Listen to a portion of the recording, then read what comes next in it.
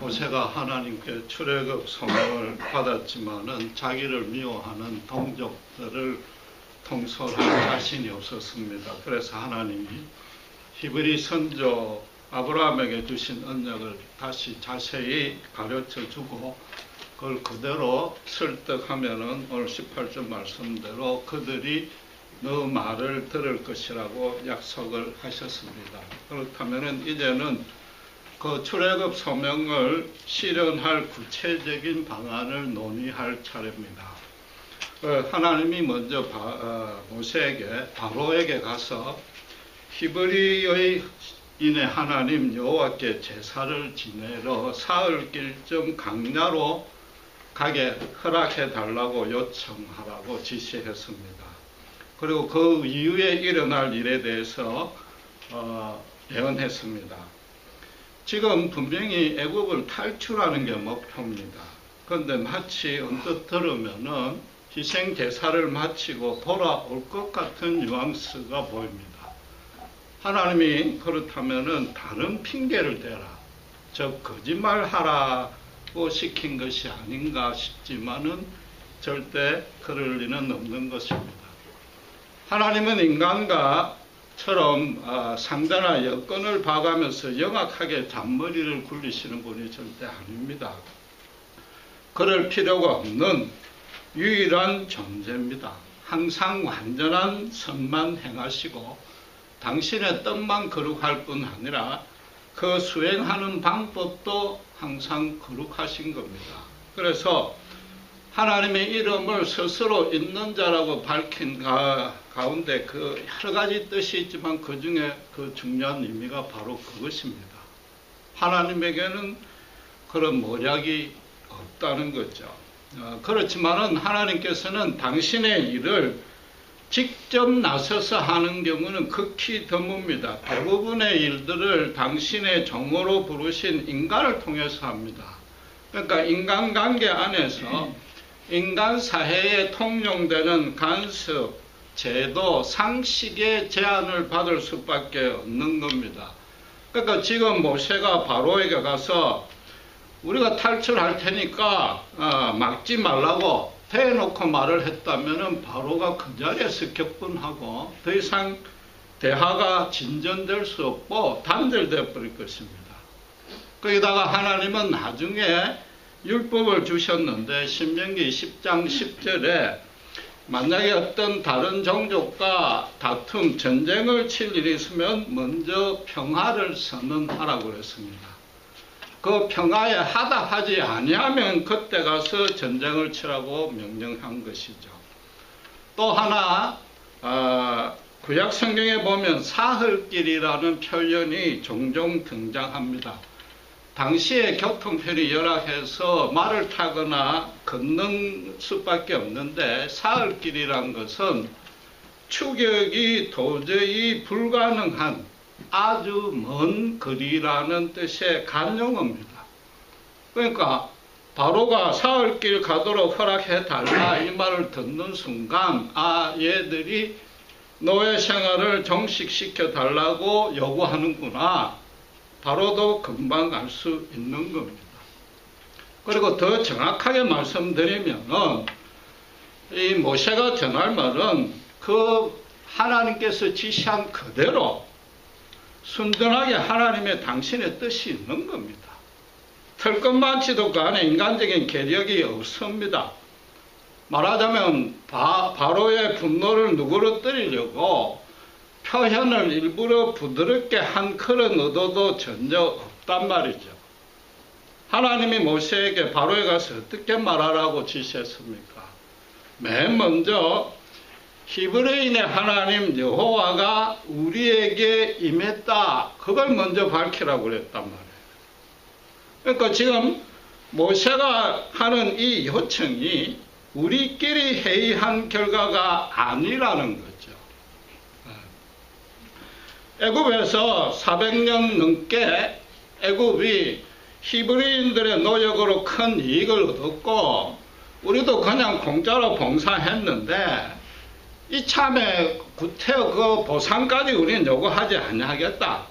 이제 이 정도 됐으니까 제발 좀 풀어달라. 바로에게 어떤 인간적인 양심에 호소해서 선처를 바랍니다. 이런 의미는 그 안에 없단 말이죠.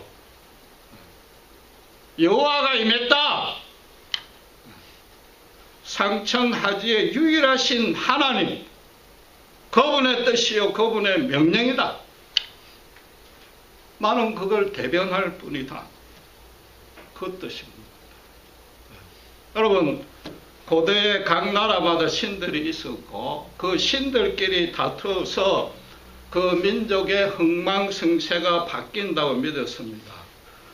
그러니까 모세가 지금 바로에게 전해야 될 그 말은 여호와라는 이름의 히브리 신이 애굽의 신들에게 선전포고하겠다, 이런 겁니다. 여호와 하나님이 우리 히브리인의 신이 얼마든지 너희들 이길 수 있다. 이 말을 듣지 아니해서 앞으로 생길 모든 사태는 너희들의 책임이다. 사전에 미리 못을 박는 겁니다. 그 안에 무슨 인간적인 영악한 거짓말은 전혀 티끌만큼도 없는 겁니다. 여호와 하나님만이 할 수 있는 말입니다. 아무리 바로가 모세가 믿어해도 그 스스로 상상조차 할 수 없는 말입니다. 그 말을 들을 바로의 신경이 어떠하겠습니까? 너무나 어이가 없는 거죠. 400년간 히브리 족속들이 속수무책으로 자기들한테 굴종당했지 않습니까? 그러니까 히브리 신은 아예 없는가 보다 여겼을 수 있고, 있다 할지라도 자기들 그 많은 신 중에 하나도 대적하지 못하는 무력한 신인가 보다라고 판단했을 것이단 말이에요. 바로로서는 히브리인들이 그 노예가 숫자가 창성해서 200만이 됐든지 간에 군대 조직도 없고 무기 하나 없도록 철저하게 지금까지 통제해 왔단 말이죠. 그러니까 자기들 신까지 도전하고 거기 가서 신탁하고 기도할 필요도 없이 당시 세계 최강인 군사력으로 단숨에 분쇄시킬 자신이 있는 겁니다. 지금 40년 전에 살인죄를 범한 현상 수배범이고 거기다가 바로의 궁정에서 자랐으니까 애굽이 얼마나 강력한지 잘 아는 모세가 80이 다 돼가지고 양치는 막대기 하나 들고 달랑 들고 와서 뭐라 그래요? 지금 탈출하겠으니까 막지 마시오. 그럼 하나도 나겠습니까? 헛방귀도 끼죠. 그냥 이 노인이 실성했나 그 정도 아니겠어요? 여러분 알다시피 애굽의 그 많은 신들은 다들 거창한 이름이 있습니다. 거기다가 장엄하고 위대한 형상의 조각을 세워놨습니다. 그런데 바로나 애굽인들이 지금까지 히브리인들을 지켜보니까 신의 형상이라고는 세운 적이 없거든요. 그 신의 이름도 몰라. 바로가 어디까지 그들의 사정을 알았는지는 모르겠지만은 겨우 선조한테 말로 한 언약 그거 붙들고만 있단 말이에요. 그러니까 저 종족들은 신도 없는 무식하고 미개한 종족이라고 아예 전시하고 있었던 것이다. 모세가 뭐예요? 바로의 궁정에서 40년간 있었기 때문에 애굽 신들에 대해서 모세도 전문가가 된 겁니다. 그러니까 지난주에 하나님에게 하나님 당신의 이름이 뭔지 가르쳐 달라고 요구한 뜻이 첫 번째는 물론 히브리 동족을 설득시킬 자신이 없는 게 첫째 이유지만 또 하나는 뭐예요? 바로를 만나가지고 애굽 신들을 상대를 하려니까 그들 신들처럼 뭔가 거창하고 거룩한 이름을 앞세워야 될 것 아닙니까? 이런 생각이 들었을 수도 있단 말이에요. 그런데 지금 모세가 바로 앞에 나가가지고 우리 신이라고만 했지 여호와라고 이야기해봐야 모르잖아요. 거기다가 뭔가 조그만 형상, 우상이라도 보여줘야 될 거 아닙니까? 이게 탁 드라빔 들듯이. 그런데 400년 동안 넘게 히브리인에게 침묵했던 신이 갑자기 나타났다고 그러고, 좀 죄송하지만은 공갈을 치려면 좀 그럴싸하게 쳐라, 그래 싶었을 거 아니냔 말이에요. 명색이 장로들을 다 데리고 히브리족 속의 대표격으로 격식을 갖춰서 담판을 하는데, 그들의 체면을 봐서라도 그래 좋다 그럼 우리 신들한테 한 물어보고 내일 답해줄게, 내일 온나, 그러지도 않았단 말이에요. 실제로 나중에 5장 2절에 가면은 처음 대면할 때 뭐라 했는지 압니까? 야해, 그 대체 누구냐? 그렇습니다. 너 마음대로 한번 해봐라. 우리가 뭐 눈이라 하나 깜짝하는 줄 아냐? 아예 무시했습니다, 바로가. 그러니까 오늘 본문에 하나님이 19절에 당신께서 여러 이적을 보여야만 겨우 허락할 것이라고 예언을 한 거죠.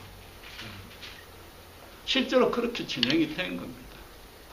인간적인 방식으로 좋게 선전포고하고 뭐 격식을 차렸지만 전혀 안 통하니까 하나님이 직접 나설 수밖에 없는 거죠.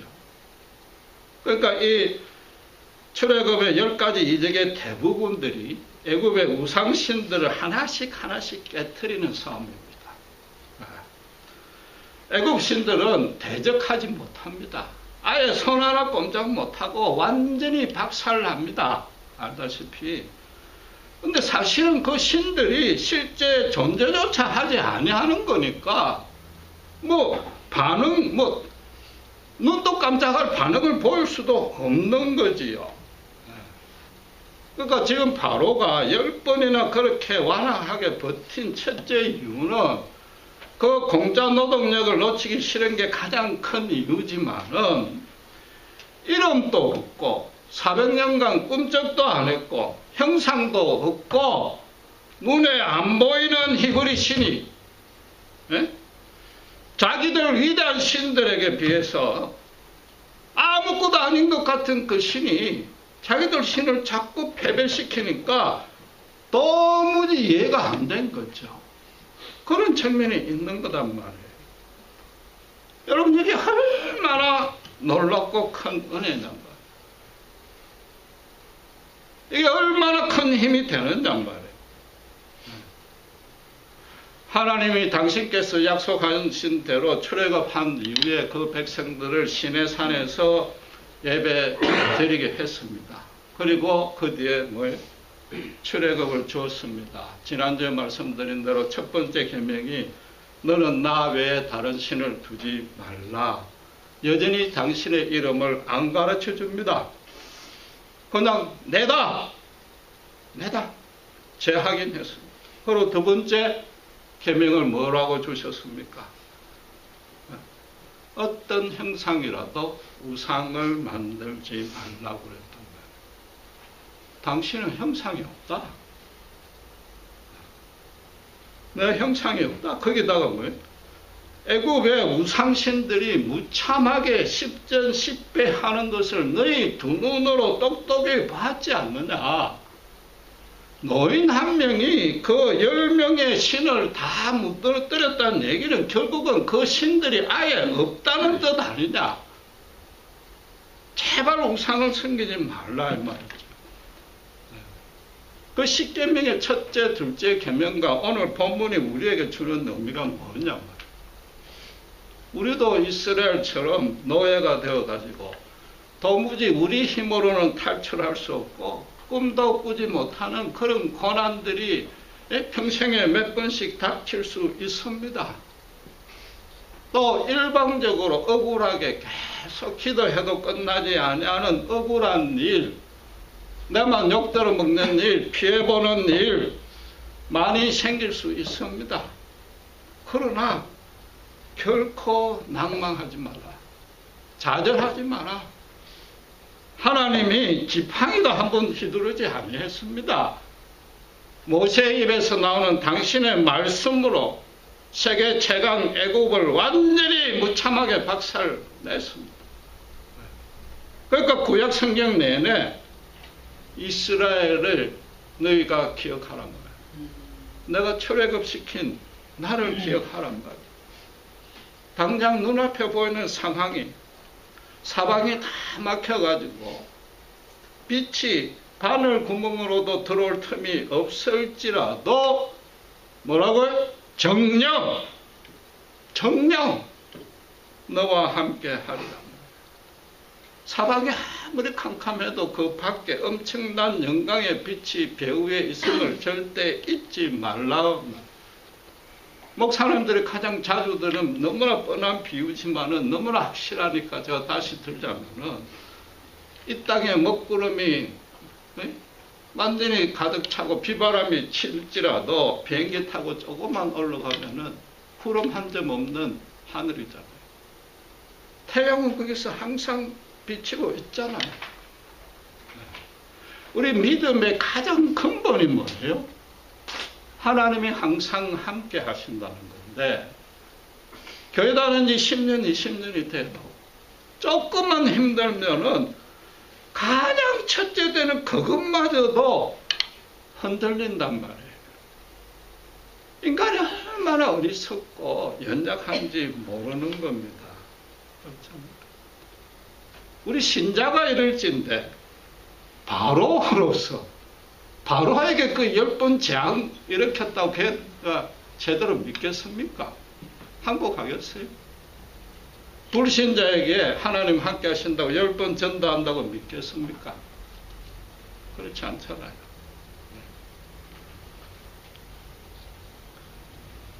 하나님은 항상 거기 계신단 말이에요. 지금 이 출애굽 기사라는 것은 인류 역사상, 아니 성경에 기록된 최대의 기록입니다. 기적입니다. 하나님의 능력이 이만큼 나타난 적이 없지만은 하나님 그분에게 비하면은 영어 방언을 해서 죄송합니다만 piece of cake입니다. 능력을 따지면 이건 아무것도 아닙니다. 그냥 당신께서 약속하셨으니까 그 때에 그대로 이행한 것뿐이단 말이에요. 모세가 그걸 그대로 전하는 겁니다. 그런데 세계 최고의 인간이요 최고의 권력을 가진 바로가 전혀 이해를 못하는 거죠. 뭐 그건 그렇다 치더라도 이 단계에서 모세 본인도 아마 반신반의했을 겁니다. 그렇잖아요. 그러니까 처음에 출애굽 시킨 이후에 시내산에서 예배 드릴게 될 것이라는 증거를 제시했듯이 오늘 본문에서도 21절 22절에 보듯이 애굽의 모든 금은 보화를 너희가 챙겨 나올 것이라는 약속을 또 증거로 주십니다. 이 정말 대단한 의미입니다. 참으로 그 중요한 의미가 많이 있습니다. 이걸 다 살펴볼 수는 없는데 나중에 출애굽 이후에 모세오경 전체에 이 금은 보화가 영향을 미칩니다. 차츰차츰 강해해가면서 살펴보겠지만 오늘은 하나만 기본적인 것만 살펴보겠습니다. 애굽이나 바로로서는 히브리인들을 그렇게 고생을 시키면서 노예로 붙들고 있으면서 아마도 학대한다고는 전혀 생각을 안 했을 겁니다. 그게 인간입니다. 오히려 은혜를 베푼다고 여겼을 겁니다. 기근에 굶어 죽을 아주 연약한 한 가문 70명을 살려주었단 말이에요. 거기다 그 후손들에게 거주지도 주고 먹고 살게 해준 것이단 말이에요. 그러니까 당연히 노역으로 그 값을 치러야 된다고 생각하는 거죠.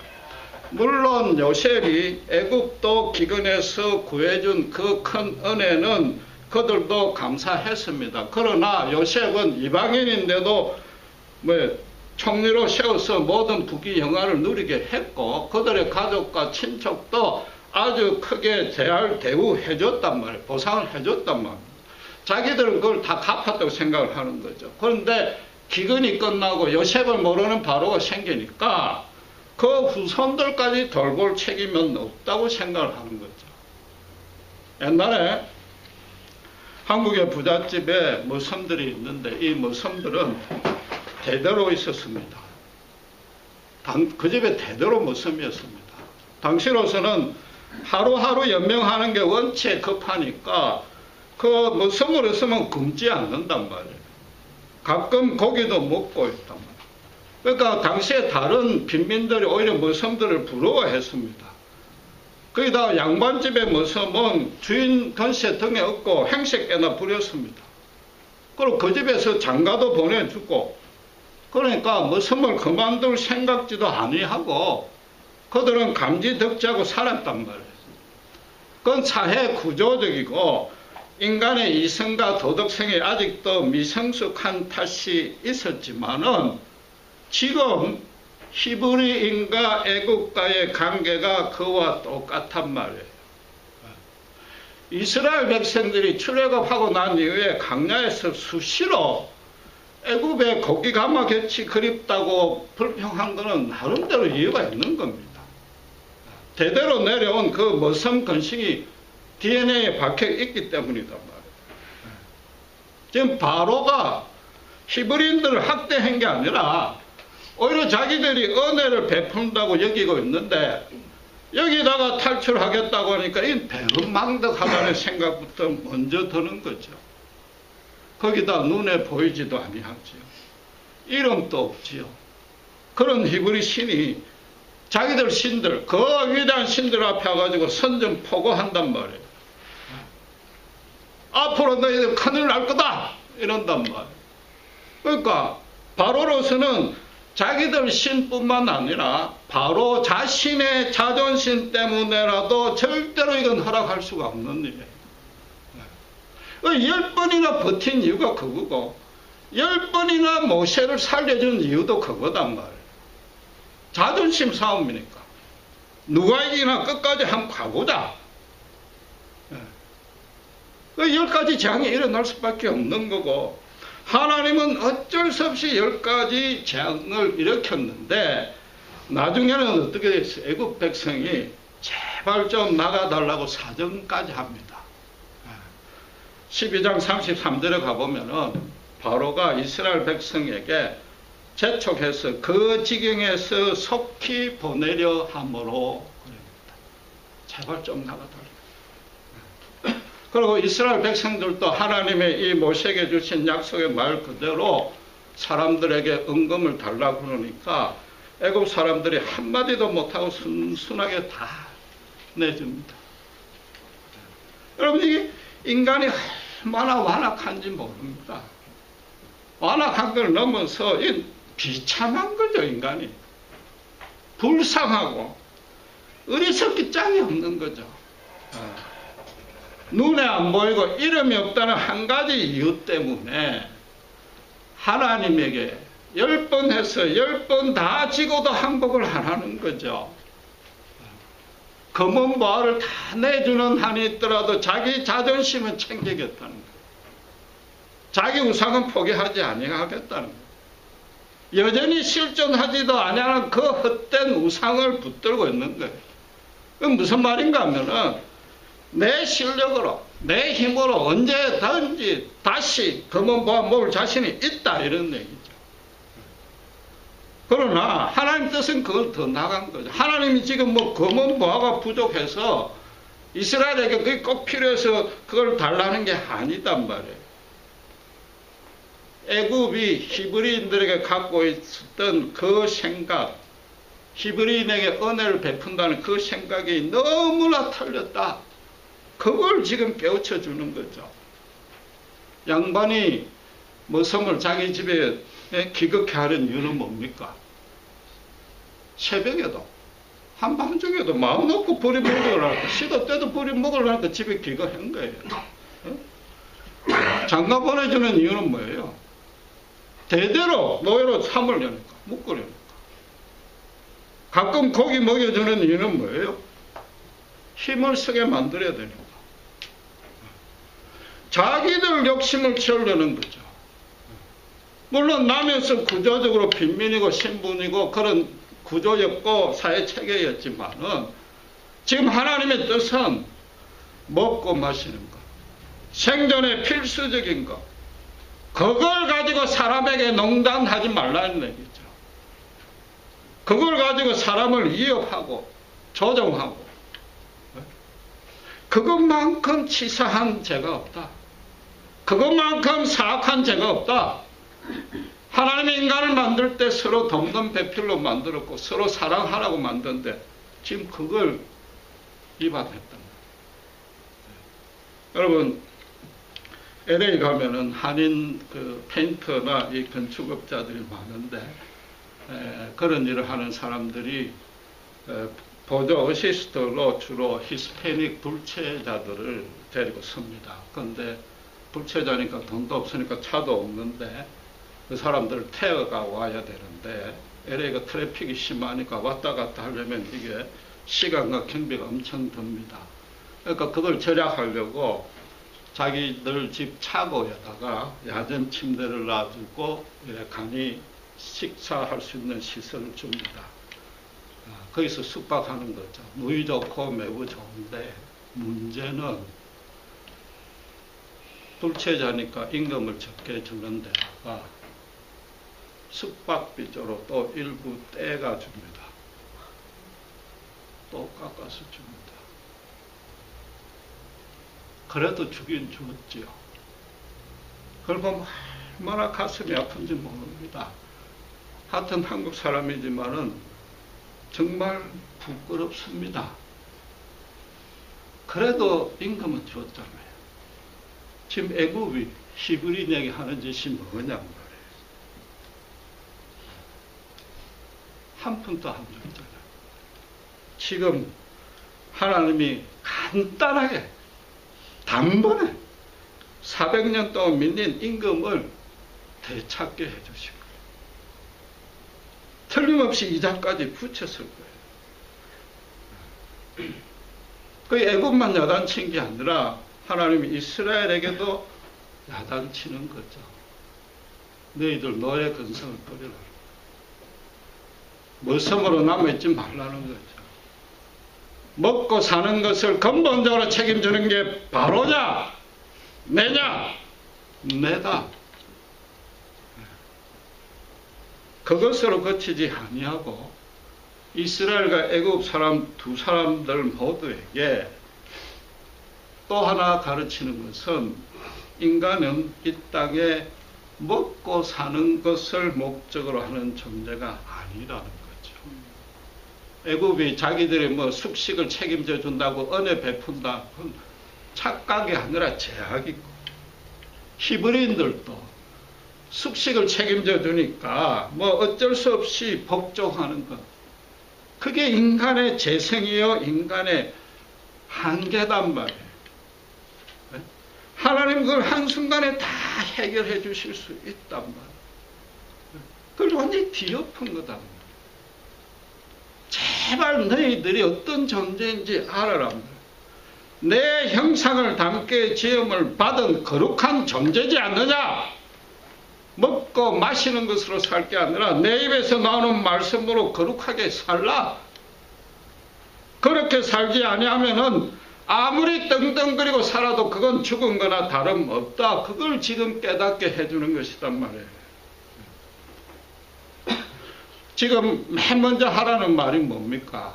사흘길쯤 가서 강야에서 당신에게 하나님에게 제사 지내겠다고 통보하라. 그 말은 무슨 뜻입니까? 출애굽의 목적이 노예를 종식시키는데 그치지 아니한다는 거죠. 노예 종식시킬 것 같으면 그 자리에서 뒤집어 가지고 애굽을 거꾸로 노예로 만들어 줄 수도 있어요. 강야로 나와라. 제사를 지내라.